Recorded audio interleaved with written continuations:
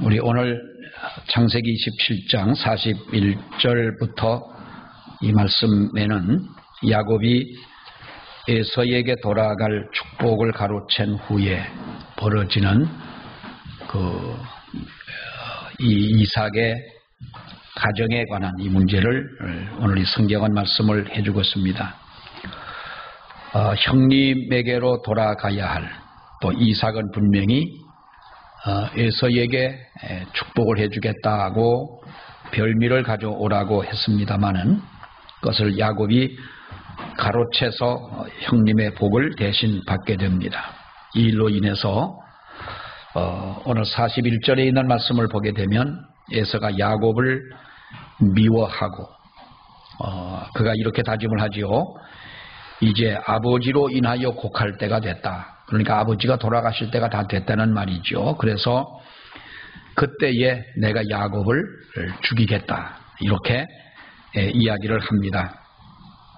이 말을 리브가가 알게 되지요. 에서의 이 마음을 리브가가 알게 되고 리브가에게 들렸다. 이렇게 말합니다마는, 그래서 리브가는 야곱을 에서의 분노가 풀릴 때까지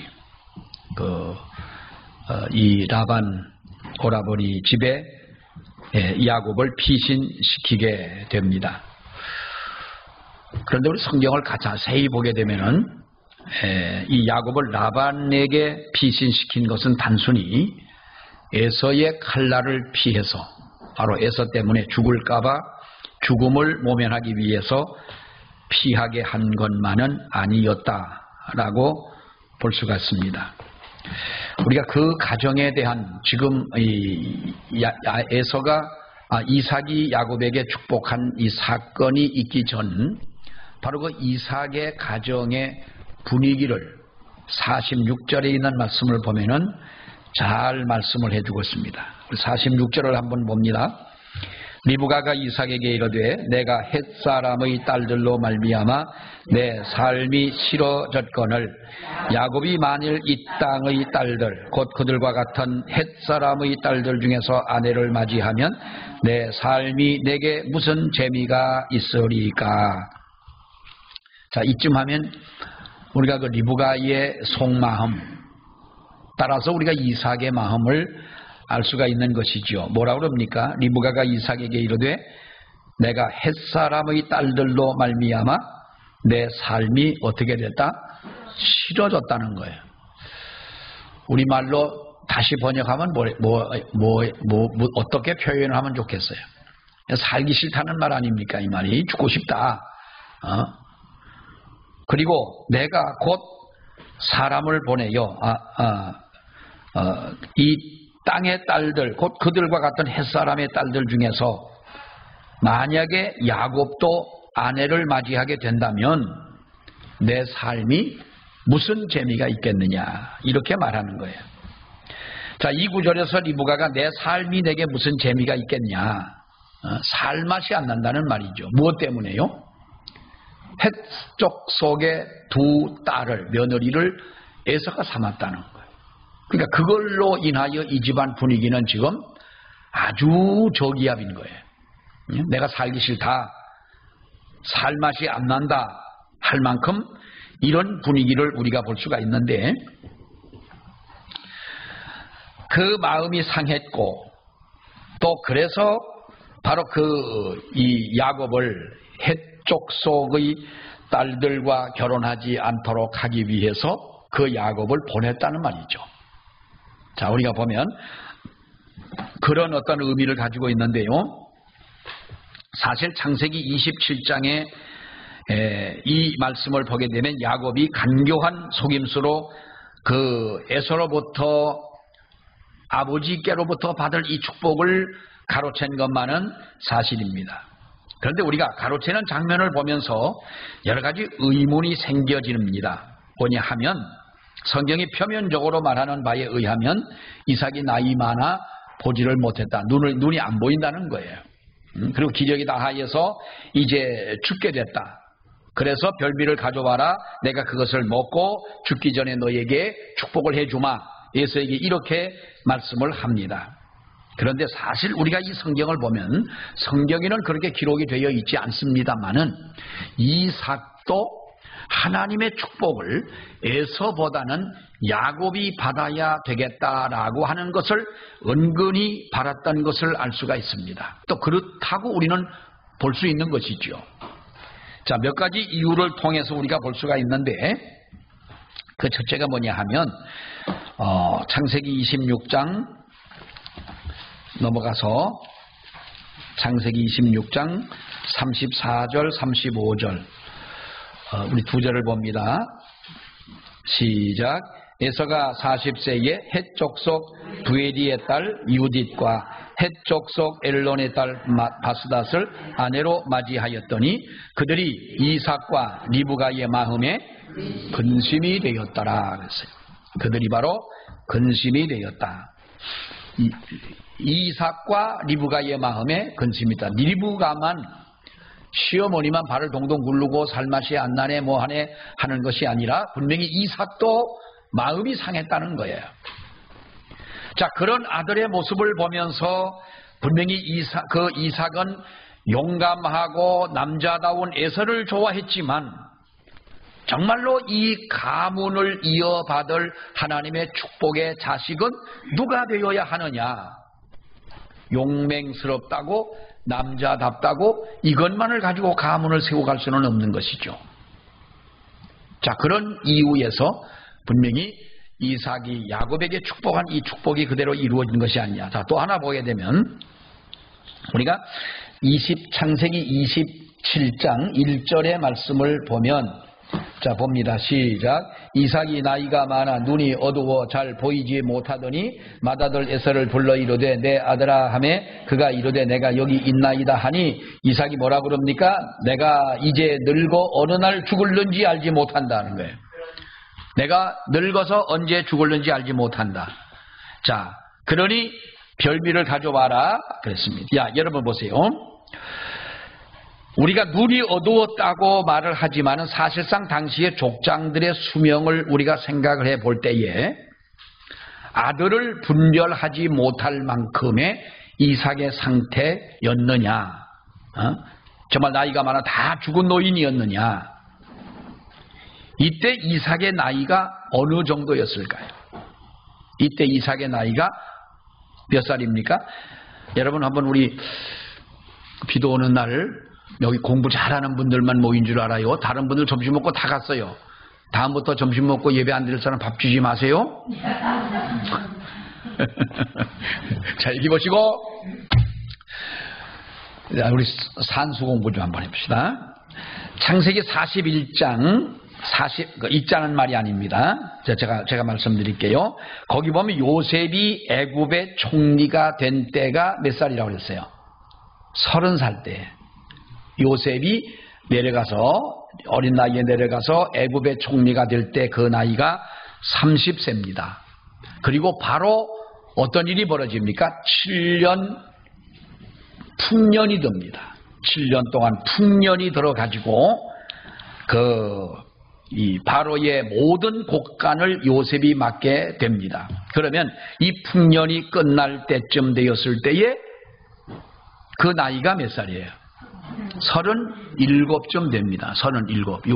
요셉의 나이입니다. 야곱의 아들의 요셉의 나이인데 37쯤 됩니다. 그리고 7년 흉년이 시작이 되지요. 7년 흉년이 시작이 될 때에 한 2년쯤 지났을 때 요셉은 아버지 야곱과 만나게 됩니다. 그리고 그때 나이가 요셉의 나이는 2살 더 39살쯤 됩니다. 그때 이삭의 나이가 몇 살이라고 그럽니까? 바로 앞에 가가지고 내 연세가 얼마 못 되니 우리 조상들의 나그네 길이 미치지 못하나 내가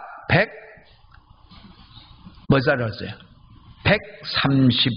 130년이니다. 그랬잖아요. 130세입니다. 자, 이 말은 야곱이 그러면 그때 요셉의 나이가 몇 살이? 39이라고 그랬잖아. 여러분 학교한테 수학 못했나 봐요. 자, 39에 요셉의 나이 39에 내가 130입니다 그랬잖아요. 그러니까 그러면 야곱이 요셉을 몇 세 때쯤 낳았었어요? 90세나 90세쯤 낳았다는 거예요. 90세나 91세나 뭐 정확하게 말하자면 그때에 요셉을 낳습니다. 자, 창세기 30장을 넘어가 보면은요, 25절 말씀을 보면은 요셉은 야곱이 외삼촌 집에서 20년 동안 봉사한 후에 그 집을 떠나게 됩니다. 뭐 연수가 정확하게는 나와 있지 않지만 한 20년으로 추정했는데 20년을 떠나게 됩니다. 자, 그렇다면 야곱이 외삼촌 라반에게 가기 위해서 집을 나설 때가 언제냐? 이 에서와 야곱과의 이 갈등을 가지고 축복을 받아가지고 집을 떠나갈 때가 언제냐 하면 몇 세쯤 되는 거예요? 그럼 70세쯤 됐다는 거예요. 이 젊어서 되어진 일이 아닌 거예요.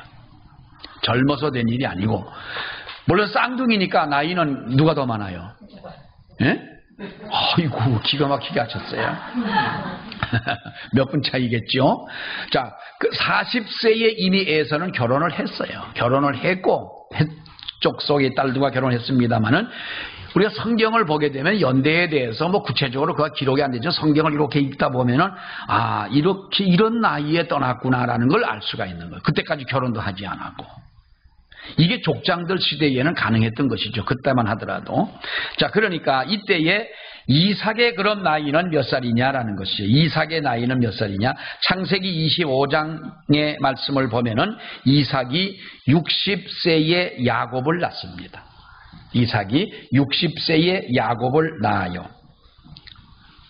그러니까 그때 이삭의 나이, 그 이삭이 60세에 야곱을 낳았기 때문에 그 야곱이 애굽에 내려갔을 때 그때의 나이가 131세라고 그랬어요. 그리고 우리가 성경을 보게 되면 내 나이가 130이니이다. 그 야곱이 그랬죠. 애굽에 내려갔을 때 130입니다. 그랬습니다만은 이삭이 그 별미를 가지고 아들을 축복할 때의 나이가 130세라는 거예요. 그러니까 거의 비슷해요. 야곱이 그 애굽에 내려갔을 때랑 비슷합니다만 이삭이 별미를 먹고 야곱을 축복할 때에 130세인데 여러분 이삭이 몇 살에 죽습니까? 몇 살에 죽어요? 창세기 35장 28절 29절의 말씀에 보게 되면 이삭이 죽음이 나오는데 이삭은 나이가 늙어서 기운이 다함에 그가 180세에 죽었더라 그랬어요. 자, 그러면 야곱을 축복하고 몇 살을 더 살아요? 몇 년을 더 살아요? 50년을 더 사는 거예요. 그러니까 그때에 이삭이 낯이 보이질 않더라. 아들인지 큰아들인지 작은아들인지 아무리 쌍둥이라 하더라도 뭐 우리가 볼 때 성경을 볼 때는 일란성 쌍둥이는 아니었던 것 같아요. 목소리는 야곱의 목소리인데 손을 만져보니 에서의 손이다. 이런 걸 보면은 아마 목소리도 틀리고 만져서 외모도 틀리고 한 걸 보니까 아마도 뭐 그것까지 따질 건 없지만 어쨌거나 130세에 그랬는데 50년을 더 살고 180세에 죽으면 그럼 50세는 그럼 뭐 시체처럼 누워있다 죽었습니까? 그건 아니라는 거예요.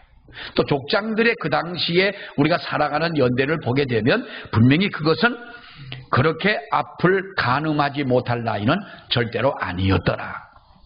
그리고 성경에 뭐라고 말합니까? 내가 이제 곧 죽게 됐으니 별미를 만들어 가지고 내가 내게 축복하마. 이건 아마 노인네 하는 소리 같아요. 노인네 뭐라 그래요? 아이고 죽어야지. 아이고 내가 왜 안 죽는지 모르겠어. 죽어야지. 그럴 때 그럼 내가 기도하십시다. 오늘 밤이라도 죽기를 위해서 우리 기도합시다. 그러면 아마 그거 좋아하실 분들은 또 없을 거예요. 자, 그러면 우리가 성경의 기록과 당시의 족장들의 장수를 생각할 때에 이삭이 야곱을 축복할 때는 눈도 못 뜨고 기억력도 없고 다 죽어가는 노인이 아니었다. 그렇지는 않았다는 거죠. 그런 상황에서 우리가 그들을 야곱을 축복하는 이 이삭의 모습을 볼 때에 이것은 야곱이 하나님의 축복을 받기를 원했다는 거예요. 속여서만 받은 것이 아니다라는 거예요. 삼성의 이병철 씨가 삼성 그룹을 그렇게 만들어 놓고 누구를 후계자로 삼을까 할 때에 우리가 이건희 회장은 형님이 있었잖아요. 형님. 이 형님들이 있었음에도 불구하고 그 이병철 회장은 이건희 아들을 택했던 거예요. 왜요? 그가 사업가의 기질이 있는 거예요. 큰아들 맡겨놨다가는 이건 망하게 말아먹게 생겼으니까. 그 작은 아들에게 여러분 그 회사를 맡깁니다. 족장들은 자기 가문에 대한 신앙을 지키고 하나님 앞에서의 그런 믿음과 관계를 지켜나가는 것은 가문뿐만이 아니라 이스라엘 민족의 운명을 걱정하는 바로 그런 단계였기 때문에 에서보다는 야곱에게 그 축복이 돌아가기를 바랬다라고 하는 것이죠. 여러분, 그 다음에 우리가 이 성경을 보십시오. 또 한 가지를 보게 되면 에서가 들에서 돌아옵니다. 돌아와서 뭘 압니까? 아버지에게 별미를 가지고 갔더니 내가 이미 다 축복을 했는데 넌 누구냐? 그러지 않습니까? 그럴 때 에서가 아버지에게 뭐라고 말합니까? 아버지, 아무리 야곱에게 축복을 했다 하더라도 그 말을 거두어 드릴 수 없냐? 나에게는 하나라도 뭐 줄 수가 없냐? 이렇게 말을 합니다. 자, 여러분, 우리가 이 이삭의 그럴 때의 이삭이 뭐라고 그럽니까? 그럴 수가 없다는 거예요. 딱 잡아띄고 그럴 수가 없다. 하나님 앞에 빈 축복을 거두어 드릴 수도 없다. 근데 이게 수긍이 안 가는 이유가 뭐냐 하면 야곱이 거짓말 했습니까? 안 했습니까? 거짓말 했죠. 분명히 하나님 앞에서와 아버지 앞에서 야곱은 분명히 거짓으로 축복받은 것이기 때문에 이 축복의 정당성을 깨고 축복 자체가 원천 무효화 될 수가 있는 것입니다. 하나님 앞에서의 이건 영적인 관계고 신앙적인 관계고 신뢰의 관계였기 때문에 분명히 그러냐.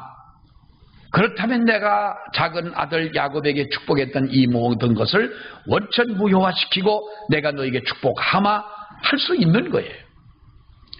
한 번의 축복권만 남아있는 것은 아니잖아요. 한 장의 카드만 있는 것이 아니지 않습니까? 분명히 말이 중요하지만은 거짓으로 인해서 선포된 말은 충분히 거두어 들을 수가 있고 오히려 그것이 당연한 일이다 하는 거예요. 여러분, 순리적으로 한다면 이삭은 거짓말로 축복을 가로챈 야곱을 저주할 수도 있습니다. 그러니까 공평하게 객관적으로 이렇게 한 일이라면 그렇지만 이삭이 뭐라고 그럽니까? 그렇지 않습니다. 오히려 자신에게도 축복을 해달라는 에서의 그 눈물 어린 요청에도 불구하고 39절 40절 말씀을 보세요. 에서에게 아주 저주와 비슷한 이러한 말을 하는 것을 여러분 볼 수가 있지 않습니까?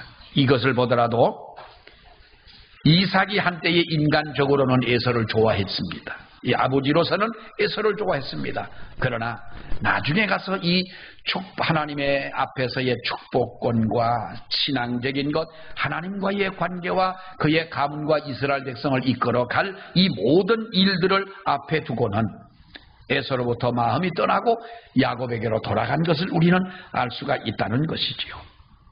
자, 이런 또 하나 보세요. 창세기 28장 1절로 4절에 있는 말씀을 보게 되면 야곱이 외삼촌 라반에게서 떠날 때 여러분 이삭이 야곱을 축복하는 장면을 보지 않습니까? 28장 우리 1절 봅니다. 1절 시작. 이삭이 야곱을 불러 그에게 축복하고 또 당부하여 이르되 너는 가나안 사람의 딸들 중에서 아내를 맞이하지 말고 2절 일어나 밧다나람으로 가서 내 외조부 부두엘의 집에 이르러 거기서 내 외삼촌 라반의 딸들 중에서 아내를 맞이하라 그럽니다. 자, 여기서 보면은 그것을 다 알고 난 이삭이 야곱을 어떻게 합니까? 야곱을 불러 그에게 축복을 하고 당부를 했더라.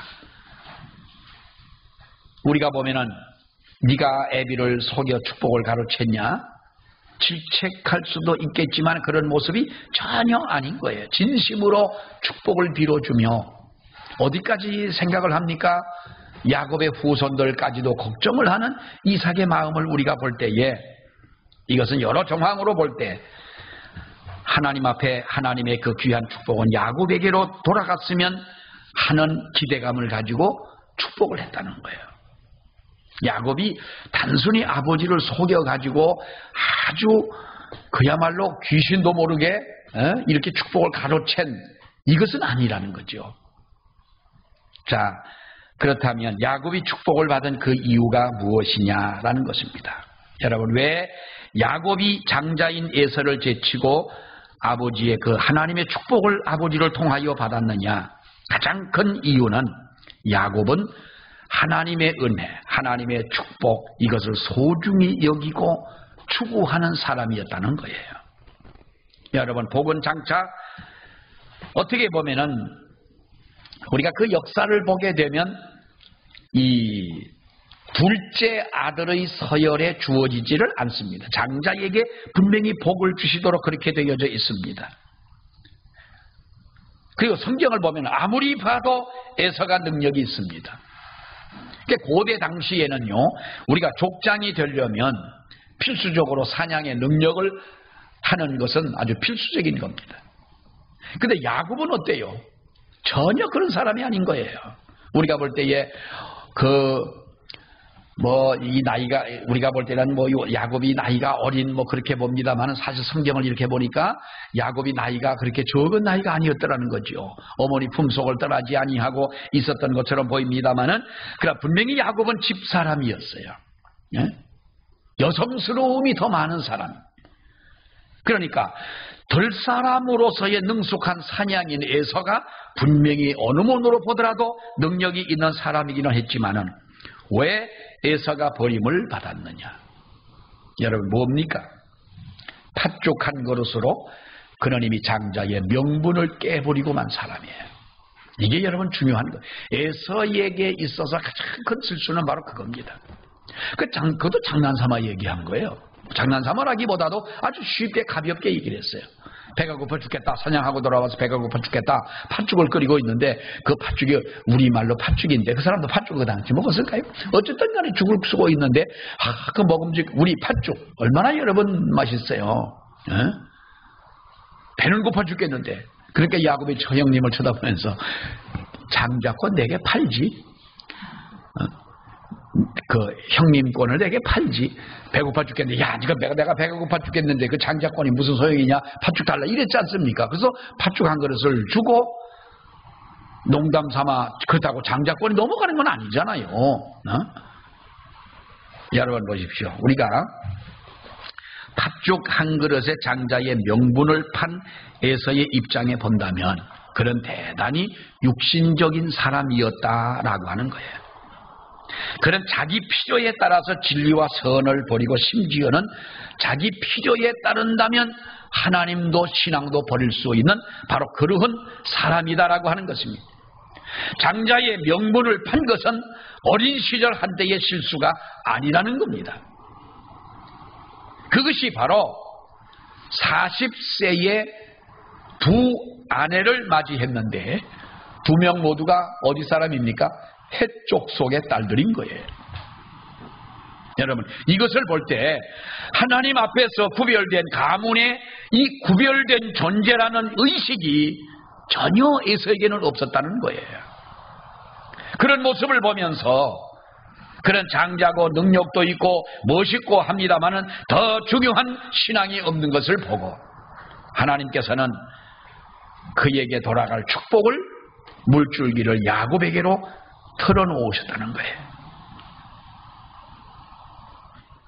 여러분, 우리가 야곱은 하나님을 믿는 부족한 사람의 상징적인 인물이에요. 에서는 하나님을 믿지 않는 세상적으로는 괜찮은 사람을 상징한다면 하나님은 어떤 사람을 더 인정하시겠습니까? 우리가 그렇잖아요. 예수 믿는 사람이라고 다 능력 있고 다 멋있고 그렇습니까? 저는 남자를 보고 야, 저 사람 정말 멋있다라고 그렇게 느낀 것은 별로 없었어요. 내가 나도 빠지지 않으니까 이제 그랬어요. 아이고, 나도 이제 그런 말 안 할게. 야, 앞으로 안 할게요. 그런데, 야, 정말 저 남자는 정말 저렇게 멋있게 생겼냐라고 느낀 것이, 그 전에 한번 북경을 간, 중국 북경에서, 이제 우리 돌아오는 날인데, 북경에, 거길 갔는데, 외국인이에요. 독일 사람인지, 미국 사람인지 분간도 못해 탁 걸어오는데, 키가 한 1m 한 90은 더 된 것 같아. 근데 정말 멋있게 생긴 거예요. 주윤발이가 괜히 사람들이 좋다니 주윤발이가 이렇게 멋있게 생겼습니까? 그런데 그 남자는 정말 혼자서 이게 걸어오는데요. 그때가 가을 좀 11월 초인가 그랬었죠. 아주 가을인데 정말 멋있게 생긴 남자. 야, 그 뒤돌아봤어요. 어떻게 보면은 정말 예서가 그렇게 생기지 않았겠냐. 멋있게 생긴 사람을 봤는데요. 여러분 보십시오. 예수를 믿지 않아도 세상적으로 볼 때에 아주 괜찮은 사람이 있어요. 근데 예수를 믿는다고 다 훌륭하고 다 멋있습니까? 안 그러거든요. 그러나 하나님은 여러분 세상적으로 볼 때에 훌륭한 사람, 괜찮은 사람을 하나님이 좋아하는 것이 아니라 많이 부족하고 많이 연약하고 보잘것이 없고 그런 사람이라 할지라도 하나님을 믿는 사람을 주님은 기뻐하신다고 하는 거예요. 야곱과 에서의 차이는 어떻게 보면 그런 거예요. 에서라고 하는 사람 팥죽한 것의 장자의 명분을 던져버리고 막 하나님의 택한 이스라엘 백성들 중에서도 얼마든지 그가 이삭의 아들이라면 분명히 결혼하는 그것이 큰 문제가 되지 않을 겁니다마는 헷족 속의 딸들을 2명이나 데려다가 결혼을 하고 맙니다. 이것이 바로 우리가 볼 때는 그가 하나님을 버릴 수도 있는 사람이다라고 하는 것이에요. 세상 사람들이야 자기 의와 성공을 믿음보다 더 귀하게 여기지 않습니까? 그래서 세상 사람들에게는 에서 같은 사람이 멋있는 거예요. 그러나 하나님은 믿음을 자기 의와 성공보다 더 귀하게 생각하는 것이 믿는 사람들이기 때문에 하나님은 그 믿음을 간직하고 있는 사람을 축복하고 더 좋아하시고 귀하게 여기시는 줄로 믿습니다. 오늘 우리는 야곱은 속여서 복을 받은 사람이 아니다. 결론적 성경을 보게 되면 그가 그 행동은 우리가 물론 이해하는 것은 아니지만 옳다는 것은 아니지만 그러나 하나님의 축복의 물줄기는 에서를 비껴서 야곱에게로 흘러가더라. 그만큼 하나님의 은혜를 사모하고 축복을 추구하던 야곱의 믿음과 세상적으로 볼 때는 잘 나갔지만은 그러나 그런 자기의 유익을 위해서라면 하나님도 신앙도 버릴 수 있는 그런 사람에게는 결코 하나님이 축복하지 않는다는 것이죠. 오늘도 우리가 야곱이 하나님 앞에 은혜를 받고 복을 받은 이 이유를 우리도 알아서 우리도 그렇게 하나님 앞에 우리 믿음을 귀하게 여기는 저와 여러분이 되시기를 주의 이름으로 축원합니다. 기도하겠습니다. 하나님 아버지 은혜를 감사합니다. 야곱과 에서를 저희들이 보면서 야곱이 단순히 아버지의 눈을 속여 그가 하나님의 복을 받았다고 하지만은 그러나 하나님의 은혜와 하나님의 축복과 무엇보다도 하나님을 소중히 여기는 그의 믿음이었기에 하나님께서는 그를 사랑하고 아버지로 인하여 귀한 축복을 받게 된 줄로 하나님 믿습니다.